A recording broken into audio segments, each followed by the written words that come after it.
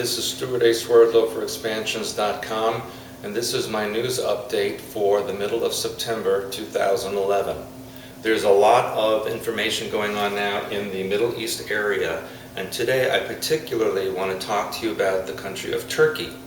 Turkey, as you know, was once part of the Ottoman Empire, and the Ottoman Empire covered this vast region of the Middle East, even into Eastern Europe and into North Africa. And of course today Turkey is reduced to this peninsula that sticks out here between Europe and the Middle East and is very close to Africa. So you can see it's at the crossroads of three major continents and many different civilizations and religions. And as such, Turkey, with a population of over 70 million people, is very interested now in recreating its old empire that the Ottomans had a century and more ago. Isn't it interesting that now in 2011 we are seeing the resurgence of so many ancient empires that are now attempting to recreate themselves? We're seeing this with the Soviet Union, we're seeing this with the Middle East and the Islamic empires that are rising up. It's almost as if the ancient world is coming back into the modern world, and we have to face this as end times programming is activated. And it's my belief that this is happening because of the end times programming activations, and the leaders really who have been placed in power by the Illuminati are also now being manipulated like chess pieces in order to accomplish the goals. So what have we seen on conventional news? We have seen that the Turks last year sent a ship towards the Gaza coastline in an attempt to bring supplies to the Palestinians who were blockaded. We know the Israelis attacked that ship, killed the Turkish people on board, 7 or 8 or 9 of them. And the Turks have never forgiven them and have demanded an apology. And it's as if they are expecting Israel to pay in many different ways for that attack on the Turkish vessel, which theoretically was performing an illegal function in international waters. And so, what do we have so far? We have the so-called Arab Spring, which is now leading into the Arab summer and the Arab fall, going across North Africa and the Middle East and into Central Asia, where they're overthrowing the governments, trying to bring their dictator leaders to justice, and all of this happening. Don't you find it fascinating that the US, which put Gaddafi in power 42 years ago, is now supporting the rebels who throw him out of power? These same rebels that we are supporting and giving money to now in Libya are the same ones we are fighting in Afghanistan and in Iraq. So what's going on with that? These rebels, or these so-called revolutionaries, democratic Islamic foundations, are actually connected to the Muslim Brotherhood and to the Al-Qaeda organization, which is an enemy of the US. So why are we supporting these people in Libya? Something is not being told, and something is going on behind the scenes. I also find it curious that Gaddafi's family, and possibly himself, have fled to Algeria and Niger.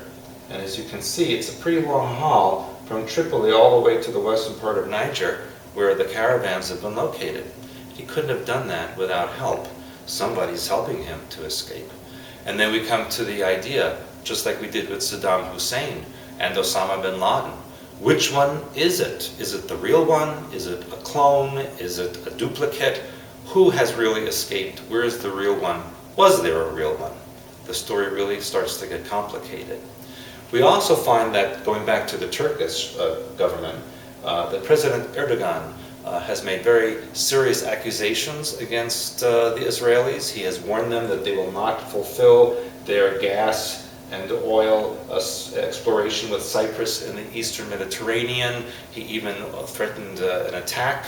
Yet, on his own border with Syria, there are refugees fleeing across into Turkey, while the Syrians, the so-called allies of the Turks, are attacking and killing them. We have this allegiance here of Turkey, Syria, and Iran, all rising up together to form a new type of empire against the West. And this is a very serious thing that is happening. Add that to the other Muslim uprisings across the Middle East, and which will spread into Asia very shortly. And you find that we are going into a new crusades, a modern day 21st century crusades, which cannot end in a very pleasant manner. The weapons are more stronger, the people are more numerous, and what there is to lose and be destroyed is a lot more numerous as well. So it's going to be very interesting. My understanding is behind the scenes, the Israelis actually are speaking with the Turks, dealing with them on many other levels. Each country has literally tens, if not hundreds of millions of dollars in trade with each other. And so neither one can afford to lose that. My feeling is that at some point in the next few weeks or months, some solution, some agreement will come to fruition that will pull all of this together. Remember, the Turks and the Israelis both want to join the EU. Unfortunately, the EU is falling apart. And as I mentioned, by spring 2012, the northern part of Europe, including with its headquarters in Germany actually, including Austria, Switzerland, Holland, all of the Scandinavian countries, they will form their own northern European Union, leaving the southern part, one with all the economic problems, to be on their own, and that will be a huge collapse. And of course, with a weakened Southern European Union, this leaves them exposed to whatever Islamic intrusions or infiltrations may be warranted from that weakness. So, time to watch the Middle East. This is the Armageddon scenario from the book of Revelation coming to life. You need to be aware of that because it's going to affect every continent when that comes to fruition. Now, as far as seismic activities are concerned, well, we know that we had that very strange quake in Holland. There's been quakes in Italy, Romania, all across North Africa and the Middle East. But what's more interesting to me is what's going on here in the United States. Just in the last day or so, there's been 3 earthquakes, one here, and one here, right in the middle of Oklahoma, west central Texas, and the northern part of New Mexico where it borders Colorado. And that actually is forming an equilateral triangle. Interestingly, all the quakes were identical in seismic value or magnitude. So it was a definite equilateral triangle information or imposition or imprinting going on. But when we look at the triangulation of these quakes, and we look at what's in the middle, we come to the city of Amarillo, Texas, and also Lubbock.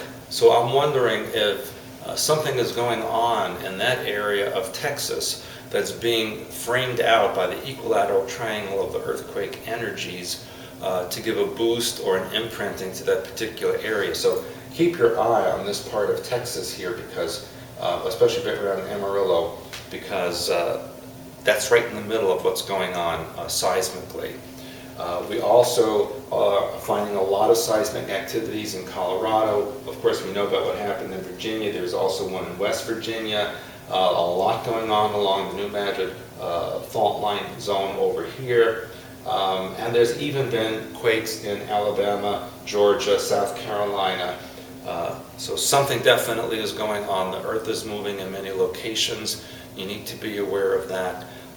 And also to take preparations because, you know, people in Virginia never expected a nearly 6.0 earthquake to strike that area. Fortunately, no one was killed. There were some injuries and there was a lot of damage, but fortunately it was not devastating, and that tells me it was not a natural earthquake, that it was actually some kind of a huge blast that happened underground. And you know, years ago, well, just even more than a couple of years ago, you never heard of any earthquakes in Virginia. Yet, when these earthquakes are now beginning, scientists say, oh, well, they happen all the time. Virginia always has earthquakes here and there. Well, that may have happened here and there in the ancient past or even over the centuries, but certainly there was nothing like this ever before. And the same thing goes for Holland, where they say, oh, well, this happens every 20 years. Well, how come people in Holland don't know about that?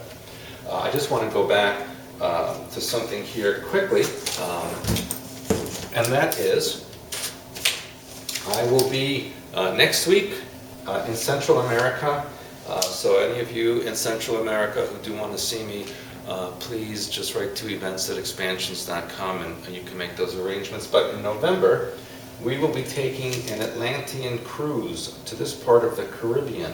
This is the part that's rising up from Atlantis, and this is the part that needs to be scanned and evaluated. So I would appreciate all of you to click on that box on the homepage of expansions.com, look at the itinerary, what we're going to be doing, where we're going, and please consider joining us. And also for October, Columbus Day weekend, the Interdimensional Simultaneous Existence Conference.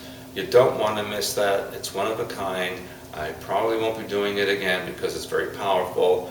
I'm not sure about the filming of it or what's going to happen with that, but I do suggest those of you who can make it to come here to St. Joseph in October and become part of the conference.